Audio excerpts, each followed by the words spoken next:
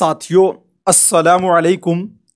मैं निशात अहमद आप तमाम साथियों का बहुत बहुत इस्तकबाल करता हूं, खैर मक़दम करता हूं, वेलकम करता हूं आपके अपने ही यूट्यूब चैनल जीएस ऑनलाइन पर। आज के इस वीडियो में हम लोग बिहार बोर्ड मैट्रिक उर्दू के लिए हम आपके लिए लेकर आए हैं मास्टर नोट्स। तो चलिए शुरू करते हैं, ठीक है ना। एक बार वीडियो को लाइक कर दीजिएगा। रोशनी हिस्सा दोम, इसमें जो है ना साथियों असल में नाम याद रखना आपको सबसे भारी पड़ेगा। तो नाम याद रखिए कि साथियों सबसे पहला जो चैप्टर है वो है सेकेंड हैंड। सेकेंड हैंड साथियों ये एक मलयालम कहानी है। क्या मलयालम कहानी है जिसको हम लोग अफसाना बोलते हैं। तो ये एक अफसाना है। इसको लिखने वाले हैं वेकुम मोहम्मद शब्बीर। और साथियों जो मुतरजिम है यानी जो इसको तर्जमा किया है मलयालम में है ये, तो उर्दू में तर्जमा किसने किया तो जीलानी बानो ने किया। और ये जो सेकेंड हैंड है साथियों इसमें जो मरकजी किरदार है वो गोपीनाथ नाम का एक सहाफ़ी होता है जिसकी बाद में साथियों शादी जो है शारदा से होती है। यही दोनों इसके किरदार है। उसके बाद है वात्रक के किनारे। वात्रक के किनारे ये एक गुजराती कहानी है, ये एक अफसाना है साथियों। इसका जो लिखने वाले हैं वो पन्ना लाल पटेल ने लिखा है इसको, और इसका जो उर्दू तर्जमा किया है वह मजहरुल हक अलवी ने किया है। वात्रक साथियों जो है वो गुजरात की एक नदी है, और वहां पर जो है ना लोग जो साथियों जो अमीर लोग थे वो गरीबों की लड़की के साथ क्या करते थे, हमजिनसी क्या करते थे। तो उसमें जो है ना नौल नाम की एक लड़की का इसमें किरदार बयान किया गया, ठीक है। देखिए इसका जो है ना आपको सिर्फ नाम याद रख लीजिए कि किसको किसने लिखा, बस इतना सा अगर आपने नाम याद रख लिया तो समझिए कि ये इस टॉपिक से कोई भी क्वेश्चन पूछा जाएगा आप बता देंगे। सूरज का घोड़ा ये साथियों एक कन्नड़ कहानी है और ये यानी अफसाना ही है। इसको अनंत मूर्ति ने लिखा है और उर्दू में तर्जमा किया सैयद हैदर जाफरी ने। उसके बाद साथियों आपका है अर्जुन बंगला। अर्जुन जो कि एक बंगला कहानी यानी बंगाली में लिखा गया है, ये एक अफसाना ही है। और महाशेवता देवी ने साथियों इसको लिखा है। शाफे किदवाई ने साथियों इसका उर्दू में तर्जमा किया। और अर्जुन जो है ना वो बंगाल में एक दरख्त का नाम था, ठीक है। खाली संदूक जो है ये एक आसामी कहानी है, ये भी साथियों एक अफसाना ही है आसामी जबान में, और इंदिरा गोस्वामी ने इसको लिखा है। अंग्रेजिया बाबू ये साथियों एक मैथिली कहानी है और ये भी एक अफसाना है, हरि मोहन झा ने इसको लिखा है। वारिस शाह से ये एक पंजाबी नज्म है। क्या है वारिस शाह से ये एक नज्म है, अमृता प्रीतम ने इसको लिखा है। बारिश की एक सुबह जो है ये उड़िया साथियों शायरी है और ये एक नज्म है, सीताकांत महापात्रा ने इसको लिखा है। इंसान ये भी साथियों एक तेलुगु नज्म है, शशिंदर शर्मा ने इसको लिखा है। उसके बाद वह मुलाकात ये मलयालम नज्म है जिसके साथियों के सचिनानंद ने लिखा है। असलम मिर्जा ने साथियों इसका उर्दू में तर्जमा किया है। उसके बाद आपका है दिए को साथियों ये एक मराठी नज्म है और इसको अरुण कुल्हड़ ने लिखा है। सादिक ने इसका उर्दू में तर्जमा किया। अहम जो नुकात हैं उसको हम लोग देखेंगे, बिल्कुल ध्यान से साथियों एक एक स्टार पॉइंट करके देखिएगा। आगा हश्र काश्मीरी को उर्दू का शेक्सपियर कहा जाता है। अगर कोई पूछ ले कि उर्दू का शेक्सपियर किसे कहा जाता तो आगा हश्र काश्मीरी को। उसके बाद देखिए अगला है साथियों क्या है, आर्यभट्ट ने अपना तजर्बागात त्रिगना में कायम किया। अगर पूछ ले कहां कायम किया तो त्रिगना में। आर्यभट्ट ने पाइथागोरस की रहनुमाई की थी। अगर पूछ ले कि आर्यभट्ट ने किसकी रहनुमाई की थी, पाइथागोरस परी में आपने पढ़े हैं ना। उसके बाद देखिए अगर आपको ग्रामर में पूछ ले कि बनावट के एतबार से इसमें की कितनी किस्में हैं, तो बनावट के एतबार से इसमें की 3 किस्में। कौन कौन सी? इसमें जामिद, मस्दर और मुश्तक। अब किसको किसको इसमें जामिद बोलते हैं, किसको मस्दर बोलते हैं, थोड़ा सा ग्रामर में भी आप समझ लीजिए साथियों। इसमें जामिद वो इसमें है जो खुद तो न किसी से निकला हो और न उससे कोई इस्म निकलता, यानी न वह खुद किसी से निकला और न उससे कोई अस्मा बनते हैं। जैसे पटना, दिल्ली, पहाड़, दरख्त, ये इसमें न किसी से निकला है और न इससे कोई निकलता, तो इसको बोलेंगे इसमें जामिद। दूसरा जो साथियों है वो है मस्दर। मस्दर किसे बोलते हैं? वो इसमें है जो तो साथियों क्या कहा जा रहा है, जो तो खुद किसी से नहीं निकलता है लेकिन साथियों किसी इसमें से मस्दर वो इसमें है जो तो न खुद किसी इसमें से निकला हो बल्कि उससे बहुत सारे अफ़आल बनाए जाते हों। यानी मस्दर तो किसी इसमें से नहीं निकलता लेकिन उससे अफ़आल बनाए जाते हैं। जैसे साथियों खेलना, दौड़ना, पढ़ना, ये मस्दर है। ठीक है। अब देखिए मुश्तक किसे कहते हैं? मुश्तक वो इसमें है जो मस्दर से निकलकर बना, यानी मस्दर से निकला और फिर वो बना, उसको बोलते हैं मुश्तक। जैसे साथियों खेलना आपका मस्दर था ना, तो उससे बनेगा तो क्या होगा? खेलने वाला, पढ़ने वाला, सोने वाला, ये आपका मुश्तक बनेगा, ठीक है। उसके बाद ध्यान दीजिए इसमें मारफा किसे बोलते हैं? ये ग्रामर का ही टॉपिक है। इसमें मारफा साथियों इसको इसमें खास भी कहा जाता है। वो इसमें है जिससे किसी खास इसमें का पता चले, उसे इसमें खास भी कहा जाता है, जैसे पटना साजिद। एक बात यहां पर आप याद रखेंगे, इसमें मारफा जो है ना उस इसमें को कहते हैं। इसमें मारफा से एक चीज का पता चलता है, जैसे मान लीजिए साजिद तो एक ही व्यक्ति का नाम है, पटना एक ही शहर का नाम है, ताजमहल एक ही शहर का नाम है, एक ही जगह का नाम है। ये इसी तरह आप अलग अलग जो एक चीज जिससे पता चले उसको इसमें मारफा बोलते हैं। और एक होता है इसमें नकरा। इसमें नकरा में बहुत सारी चीजों का, जैसे पटना न बोलकर हम शहर बोल दें तो शहर में दिल्ली शहर भी आएगा, मुंबई भी आएगा, पटना भी आएगा ना। तो साथियों शहर जो है ना ये इसमें मारफा नहीं बल्कि ये इसमें नकरा होगा। और जब हम पटना बोलेंगे तो पटना जो है ना वो आपका इसमें मारफा हो जाएगा। समझ में बात है? आ गई है ना। अब देखिए आगे देखिए, कसीदा किसे बोलते हैं साथियों? आप लोगों को पता है ना, कसीदा बोलते हैं किसी अमीर आदमी की या किसी बादशाह वक्त की जब नज्म की सूरत में तारीफ की जाए तो उसको कसीदा बोलते हैं। कसीदा के 5 अरकान है जो मंदरजा ज़ैल है। कौन कौन? तशबीब, गुरेज, मदह, हुस्न तलब और दुआ। देख रहे हैं 1 2 3 4 और 5। उसके बाद साथियों मरसिया किसे बोलते हैं? तो देखिए मरसिया बोलते हैं जब कोई मरने वाला मर जाए और उसके मौत के गम पर, मरने पर कोई साथियों मातम करता है उसकी अच्छाई को बयान करके, तो उसी को मरसिया कहते हैं। और मरसिया जो है ना इसके साथियों टोटल जो है ना 8 अरकान है। कितने अरकान है मरसिया के? 8 अरकान है। कौन कौन? जो पहला रुकन है उसे बोलते हैं चेहरा, दूसरा को बोलते हैं सरापा, तीसरा आपका है रुखसत, चौथा आपका है आमद, पांचवा आपका है रिज्ज, और उसके बाद छठा आपका है जंग, सातवां आपका है शहादत, आठवां आपका है बैन। ये साथियों 8 जो है ना ये क्या है? मरसिया के अरकान है। अब एक और अहम पॉइंट्स को आप याद कर लीजिए, क्या वह है साथियों? तरक्की पसंद तहरीक। तरक्की पसंद तहरीक साथियों क्या? तरक्की पसंद तहरीक के जो बानी है ना वो सज्जाद ज़हीर है। यानी इसको किसने बनाया? सज्जाद ज़हीर ने। तहरीक का मतलब होता है आंदोलन। जिन्होंने यानी सज्जाद ज़हीर ने 1935 में लंदन में इसकी बुनियाद डाली, किसकी? तरक्की पसंद तहरीक की। और 1936 से क्या हुआ साथियों? इसका बाज़ाब्ता आगाज हुआ और जो इसका पहला इजलास हुआ था तरक्की पसंद तहरीक का वो साथियों लखनऊ में हुआ था। कब हुआ था? तो 1936 में, याद रखिएगा, जिसकी सदारत जो है ना मुंशी प्रेमचंद ने साथियों किया था। अब उसके बाद बहुत ही अहम अहम पॉइंट्स आपको बतलाने जा रहा हूं, इसको बिल्कुल ध्यान से आप सुनिए साथियों।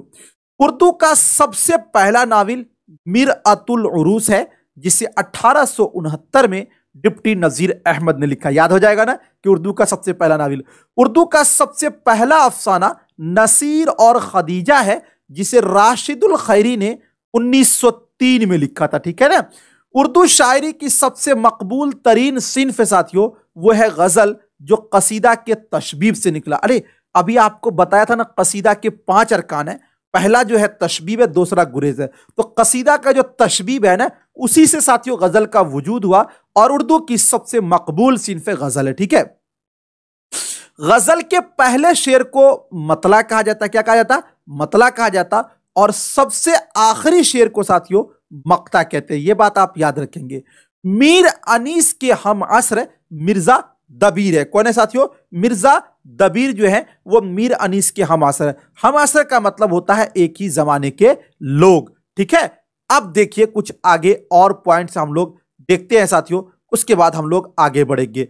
आगे आपका है बनावट के एतबार से इसमें की 3 किस्में हैं, जामिद, मस्दर, मुश्तक। ये तो लगता है कि रिपीट हो गया साथियों, जामिद और मस्दर, मुश्तक, ये तो ऊपर भी बयान कर दिया हूं आपको।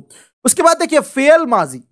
फेल माजी की 6 किस्में। फेल माजी की कितनी किस्में साथियों? 6 किस्में। कौन कौन सा? तो माजी मुतलक, याद कर लीजिएगा, माजी करीब, माजी बईद, माजी इस्तिमरारी, और इसी इस्तिमरारी को माजी दवामी के नाम से भी जानते हैं, और इसी को माजी नातमाम यानी माजी इस्तिमरारी को साथियों 3 नाम है, माजी इस्तिमरारी, माजी दवामी, माजी नातमाम। उसके बाद एक आपका है माजी एहतमाली। माजी एहतमाली को एक और नाम से यानी माजी शक्किया के नाम से जानते हैं। दूसरा साथियों माजी तमन्नाई, ये छठी किस्म है माजी की। माजी तमन्नाई को माजी शर्तिया के नाम से भी जाना जाता है, ठीक है। अब उसके बाद देखिए उर्दू शायरी का हुमर मीर अनीस को कहा जाता है। ये आपके स्टार पॉइंट में, इसको आप याद रख लेंगे। अब देखिए इसमें मारफा जिसको प्रॉपर नाउन कहते हैं, इसके बारे में मैंने आपको बताया था कि इसमें मारफा उसको कहते हैं जैसे पटना, जे ताजमहल, लाल किला। इसमें मारफा यानी प्रॉपर नाउन की साथियों 7 किस्में। कौन कौन सी? अलम, जमीर, इसमें इशारा, इसमें मौसूल, मुजाफ, माहूद, मुनादा। ये टोटल जो 7 किस्में हैं ना, वो इसमें मारफा की है। अब एक चीज और जान लीजिए, जमीर को भी जान लीजिए। जमीर किसे बोलते हैं साथियों? जमीर को बोलते हैं प्रोनाउन। क्या बोलते हैं? प्रोनाउन, यानी वो चीज जो किसी नाउन की जगह यानी जो किसी इसम की जगह इस्तेमाल हो, उसको जमीर बोला जाता है। वो लफ्ज है जिसका इस्तेमाल इसम के बदले या उसकी जगह पर किया जाए, उसे जमीर कहते हैं। इसकी 5 किस्में। जमीर की कितनी किस्में हैं? 5 किस्में। कौन कौन सी साथियों? तो 1 नंबर में आपका है जमीर शख्सी, दूसरे में है जमीर मौसूला, तीसरे में है जमीर सवालिया, चौथे में है साथियों जमीर तनकीरी, और 5वें में है जमीर इशारी। साबका और लाहिका।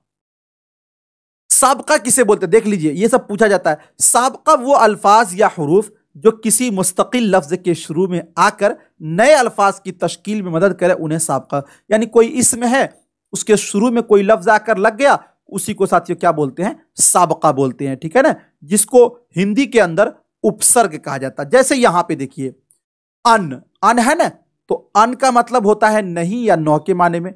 जैसे अनगिनत, तो देखिए अन और गिनत का मतलब क्या होता है? गिनती। लेकिन अन लग गया तो इसका माना होगा कि इतना है कि जिसकी गिनती नहीं है, यानी अनगिनत लोग थे। तो ये अन जो ये कहां लगा? शुरू में लगा ना, इसको बोलते हैं साबका। जैसे साथियों अनमोल, ये अन क्या हो जाएगा? साबका हो जाएगा। अनजान, जान का मतलब होता है जानदार, जानने वाला, लेकिन इसके शुरू में लग गया अन, तो ये हो जाएगा वो लोग जिसको जाना नहीं जाता हो। अनपढ़ और अनबन। उसके बाद साथियों आपका है अहल। अहल का जो माना होता है वो होता है वाला। क्या माना होता है? वाला। क्या होता है? वाला। जैसे अहले दिल, तो ये अहल कहां लग रहा है? शुरू में लग रहा है ना, दिल वाले। अहले इल्म, इल्म वाले। अहले फन, फन वाले। अहले हुनर, अहले बैत। तो ये साथियों अहले जो है इसके अंदर वो आपका क्या है? वो आपका साबका है, ठीक है। बा के माने होते हैं 7 या फिर के साथ या वाला। बा वफा यानी वफा वाला। बा अदब यानी अदब के साथ। बाकमाल, बावकार, बाकायदा। ये सब के अंदर साथियों क्या लगा हुआ है? बा साबका लगा हुआ। गैर के माने होते हैं नहीं के। मुमकिन, इसके शुरू में लगा दिया गैर, तो हो गया नामुमकिन। तो साथियों ये गैर मुमकिन क्या हो जाएगा आपका? यानी ये साबका की मिसाल। गैर मुफीद, गैर हाजिर, गैर वाजिब, गैर मौजूद, सभी के अंदर गैर क्या है? साबका है। ला के माना होता है, ये अरबी का लफ्ज नहीं के। जैसे साथियों ला जवाल, ला हासिल, ला सानी, ला इलाज, ला वारिस, ला जवाब, ला फानी। ये सब में जो ला है वो आपका साबका है। देखिए बे के माने होते हैं नहीं के साथियों। जैसे बेवकूफ, बे इसमें क्या है? साबका है। बेशक, बेसाबका है। बेकार, बेसाबका है। बेईमान, बेसलीका, बेसब्री, बेगर्ज। साथियों ये सभी के सभी क्या है? साबका है। अब एक और अहम पॉइंट को आप जान लीजिए, वो है साथियों आपका लाहिका। लाहिका किसे बोलते हैं? तो लाहिका अरबी जबान का लफ्ज है। इसके माना है किसी चीज के आखिर में मिलना। यानी कोई इसमें है, उसके आखिर में आकर अगर कोई इसमें मिल जाता है, पहले तो शुरू में मिलेगा तो साबका, और अगर आखिर में मिल जाए तो उसको बोलते हैं लाहिका। जैसे देखिए पोश एक साथियों इसमें है, ये एक लफ्ज है। तो पोश जो है ना, पोश का मतलब होता है ढांपने वाला। तो जैसे एक मेज, देखिए मेज, और इसके आखिर में आपने लगा दिया पोश, तो मेज पोश का मतलब हुआ मेज को ढांपने वाला। इसी तरह गर्द पोश, गुलपोश, सियाह पोश, सफेद पोश, पापोश, ये सब साथियों आपका क्या होगा? ये लाहिका, इसमें पोश लगा हुआ। जैसे देखिए दार, दार का मतलब होता है रखने वाला। जैसे जानदार, जान प्लस दार, दार माने रखने वाला, तो यानी जान रखने वाला। हकदार यानी हक रखने वाला। ऐबदार यानी ऐब रखने वाला। दिलदार, नामदार, मालदार, ईमानदार, ठीक है ना। ये आपके लाहिका की मिसाल है। गाह के माने होते हैं जगह के।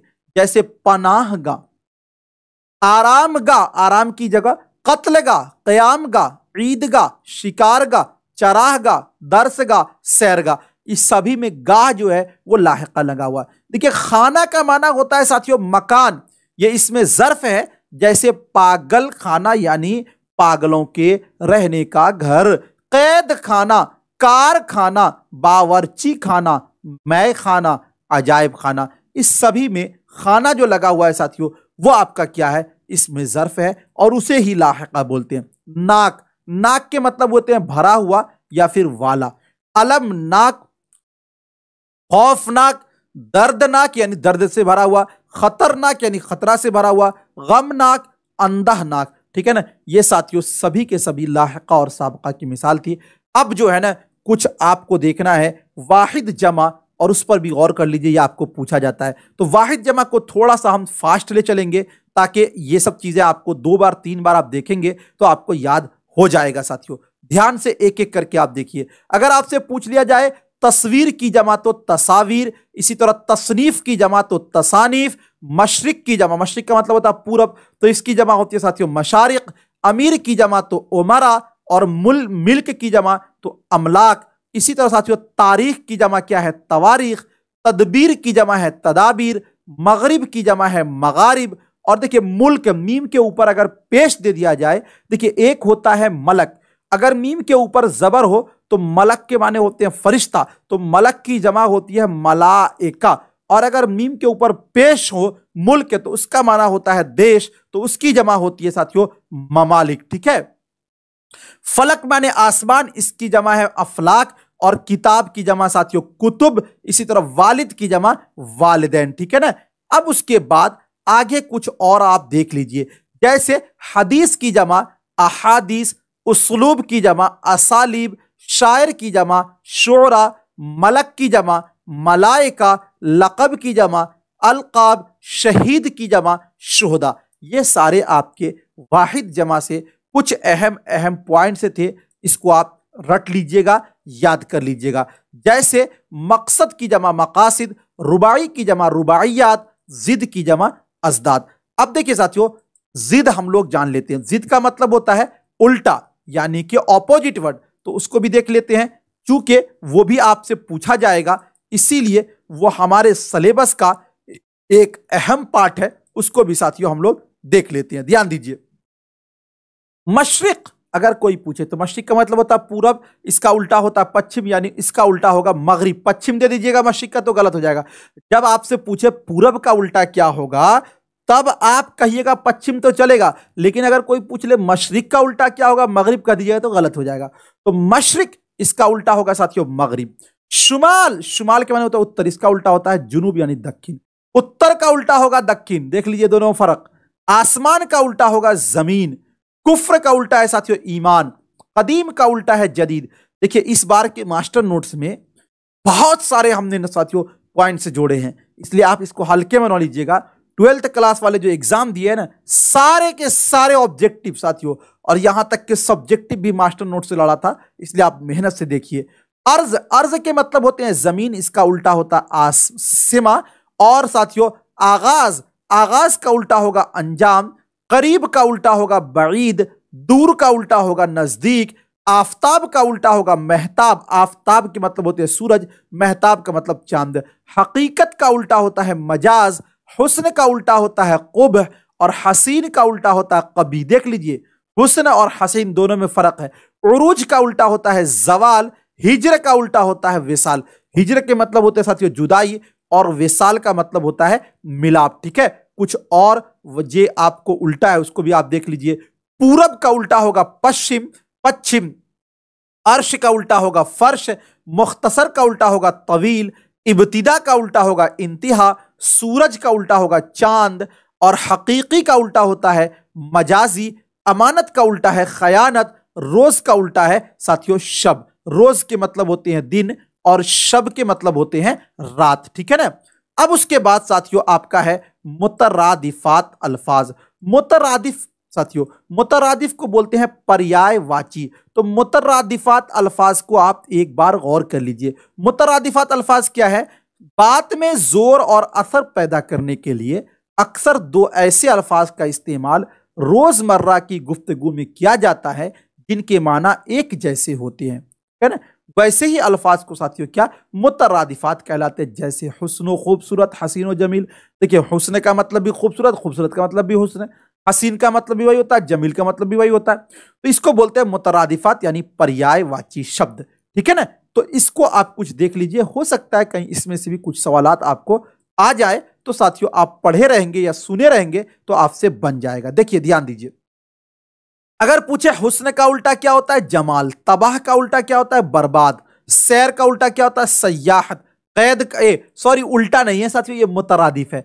हुस्न का मुतरादिफ जमाल, तबाह का मुतरादिफ बर्बाद साथियों, सैर का मुतरादिफ सयाहत, कैद का मुतरादिफ बंद, नज्म का मुतरादिफ नस्क, इश्क का मुतरादिफ मोहब्बत, अदल का मुतरादिफ इंसाफ, अजीब का मुतरादिफ गरीब। नहीं बोलते ये समान तो अजीबो गरीब है।